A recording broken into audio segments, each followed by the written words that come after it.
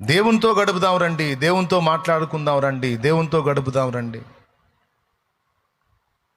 శ్రమ కలిగిన వేళ గడుపుదాం రండి, సంతోషం కలిగిన వేళ గడుపుదాం రండి.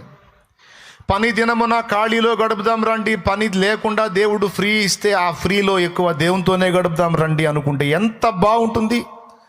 నా కుటుంబమా అని నా కుటుంబానికి చెప్తా. ఈరోజు సంఘం అనే నా కుటుంబానికి కూడా అదే చెప్తున్నా, బిడ్డలారా రండి, నాన్నతో గడుపుదాం రండి, నాన్నతో సహవాసం చేద్దాం రండి, నాన్నతో టైం స్పెండ్ చేద్దాం రండి, నాన్న మాటలు విందాం రండి, నాన్న గురించి ధ్యానిద్దాం రండి, నాన్న గురించి ప్రార్థిద్దాం రండి, పాడుదాం రండి, నాన్నతో మాట్లాడుకుందాం రండి. నేను చెప్పిన విధంగా కానీ మీరు భక్తి జీవితాన్ని సిద్ధపరచుకుంటే మీరు మెలకువగా ఉన్నట్టే. నేను నమ్ముతున్నా మీకు అర్థమైందని క్లియర్గా. మీకు ఆ విధంగా సిద్ధపడతారని నేను నమ్ముతున్నా.